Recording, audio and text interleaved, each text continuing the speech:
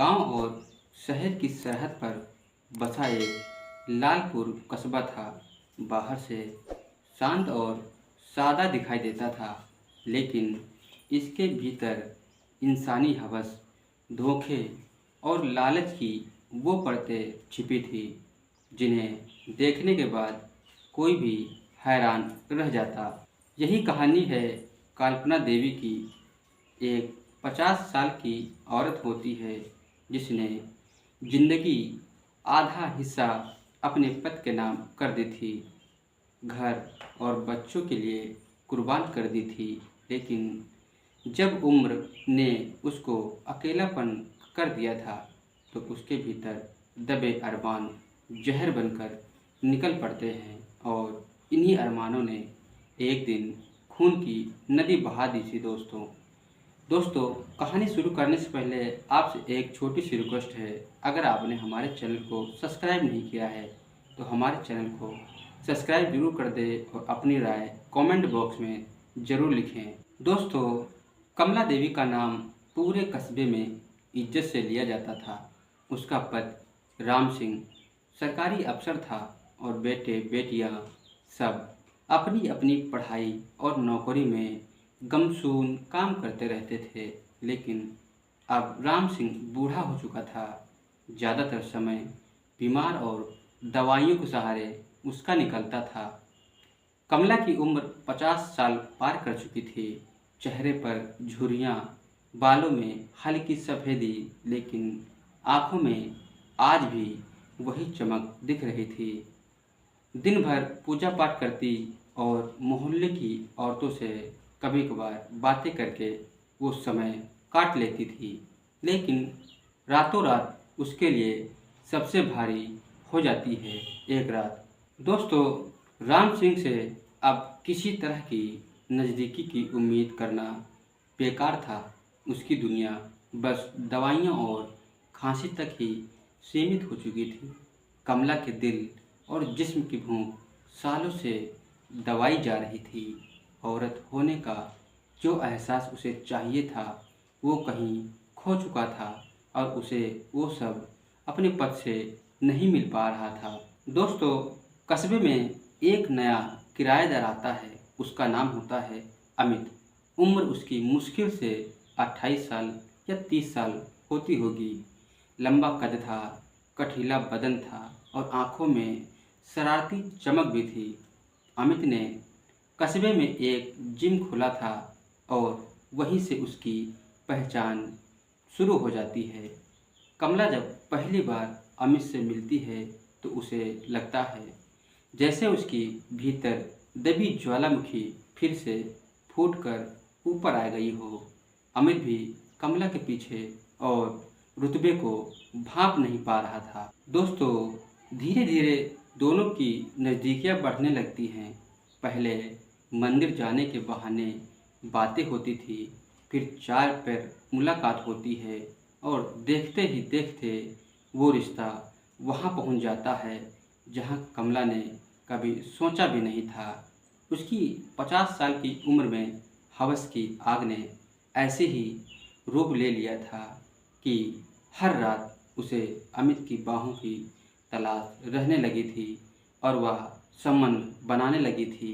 उसकी ऐसी लत पड़ गई थी अमित से मिलने के लिए। दोस्तों, लेकिन ये रिश्ता छुपाना बिल्कुल भी आसान नहीं था। राम सिंह को कुछ शक होने लगा था। वो अक्सर रात में उठकर देखता कि कमला बिस्तर से गायब है। एक दो बार उसने कमला को फ़ोन पर भी किसी से फुसफुसाते हुए बात करते हुए सुना भी था। दोस्तों, एक रात राम सिंह साफ साफ देख लेता है कि कमला घर से निकलकर पास के जिम में जा रही है। गुस्से और शक से भरे राम सिंह ने उसका पीछा किया और उसके पीछे पीछे चलता रहता है। दरवाज़ा आधा खुला था और भीतर का नज़ारा देखकर राम सिंह के पैरों तले जमीन खिसक जाती है। उसकी पत्नी, जो उसकी ज़िंदगी की हमसफ़र थी, अब किसी और के बाहों में वह एंजॉय कर रही थी, गुलछर्रे उड़ा रही थी। दोस्तों यह सब राम सिंह देखता है और उल्टे पांव लौट कर वह घर आ जाता है।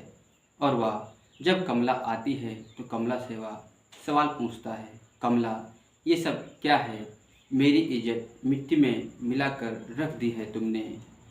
कमला को लगा उसका राज खुल चुका है। उसने मन ही मन कुछ और ही सोचने लगी थी।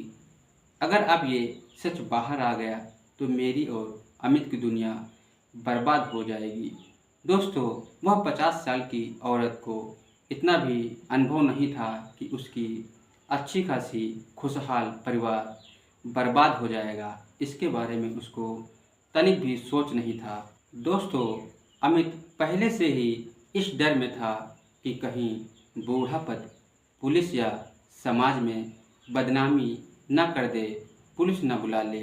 दोनों ने मिलकर फैसला लिया, राम सिंह को रास्ते से हटाना ही पड़ेगा, नहीं तो पूरे समाज में उसकी सारी बातें खुल जाएंगी कि मैं क्या कर रही हूँ।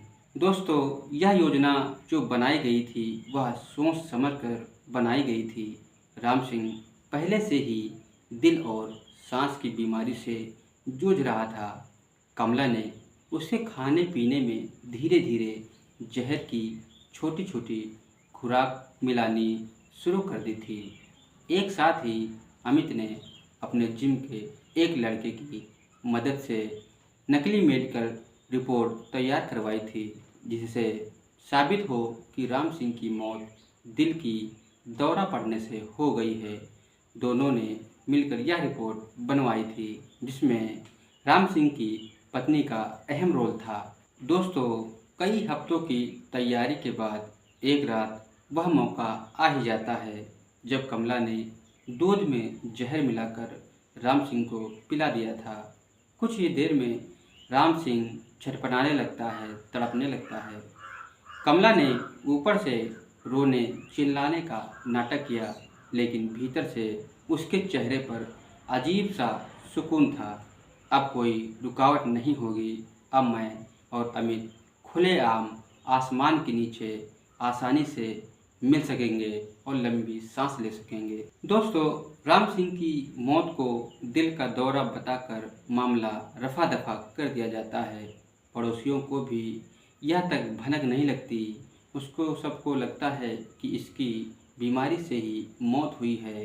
कुछ दिन तक मामला यह सब शांत रहता है। फिर कुछ दिन तक कमला ने समाज के सामने विधवा का नाटक करती है, लेकिन भीतर से उसका मन रोज अमित से मिलने के लिए बेचैन होता रहता था। धीरे धीरे दोनों खुलेआम मिलने जुलने लगे थे, लेकिन हवस और लालच का रिश्ता कभी संतोषजनक नहीं हो सकता और जिंदगी में सुकून कभी नहीं आ सकता। दोस्तों अमित को अब कमला की दौलत पर नज़र खराब होने लगी थी। उसने सोचा अगर ये दौलत पूरी तरह से मेरी हो जाए, मेरे कब्जे में हो जाए, तो मैं इस जायदाद का अकेला मालिक हो जाऊंगा। दोस्तों कमला भी अब और पागलपन हो चुकी थी उसके पीछे, और वह किसी भी हद तक जा सकती थी। अमित से जुड़ चुकी थी वह कोई भी काम करने के लिए, या गलत हो या सही हो, उसे लगता था कि वो अपने अधूरे अरमान उसी से पूरे कर सकती है। दोस्तों लेकिन ज़मीन पर हमेशा सब कुछ मनचाहा नहीं होता है। राम सिंह का बड़ा बेटा सुरेश, जो दिल्ली में नौकरी करता था, अचानक छुट्टी पर घर आ जाता है, बिना किसी को फ़ोन किए, बिना किसी को बताए। उसने देखा कि उसकी माँ बर्ताव अजीब कर रही है उसके साथ। घर में पिता की तेरही अभी ठीक से हुई भी नहीं थी कि वो माँ का झुकाव एक अजनबी नौजवान की तरफ साफ साफ दिख रहा था। दोस्तों सुरेश एक दिन अपनी माँ को अमित के साथ मंदिर से लौटते हुए देख लेता है। उसकी आंखों में शक और गुस्सा भर आता है। उसने चुपचाप अपने दोस्तों की मदद से अमित की जांच पड़ताल शुरू करवा दी थी।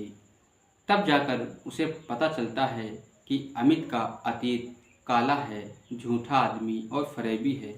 जिम खोलने से पहले उस पर कई छोटे मोटे ठगी और झगड़े के केस पुलिस थाने में दर्ज थे।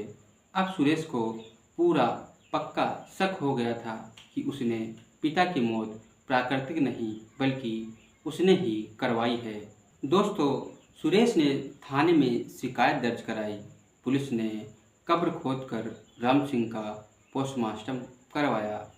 पोस्टमार्टम रिपोर्ट में निकलता है कि राम सिंह की मौत दिल का दौरा नहीं बल्कि धीमे असर वाले जहर से हुई है, जो उसे कई रोज से दिया जा रहा था। अब कमला और अमित के लिए मुश्किलें बढ़ती जा रही थी। पुलिस ने दोनों को पूछताछ के लिए पुलिस स्टेशन बुलाते हैं।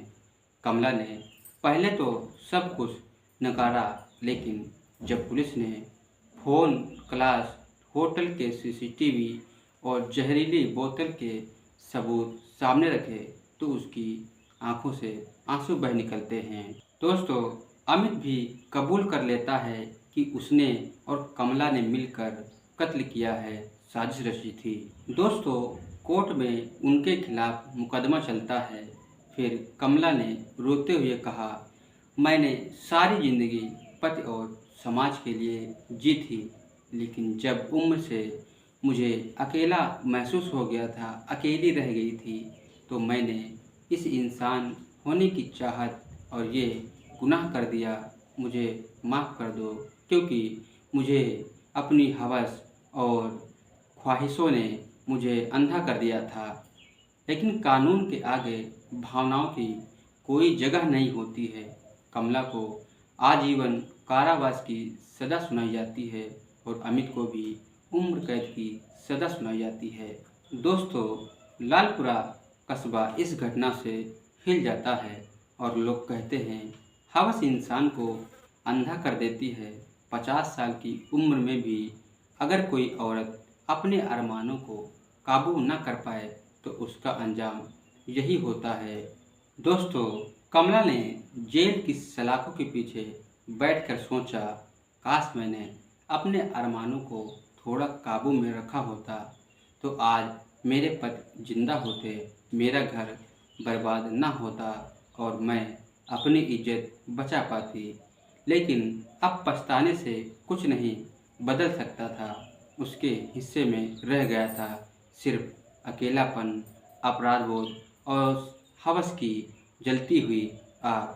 दोस्तों, यह कहानी आपको कैसी लगी कमेंट में ज़रूर बताना। अगर आप हमारे चैनल पर पहली बार आए हैं तो हमारे चैनल को सब्सक्राइब जरूर करना और वीडियो को शेयर जरूर करना। मिलते हैं दोस्तों आपको किसी नई कहानी के साथ, तब तक के लिए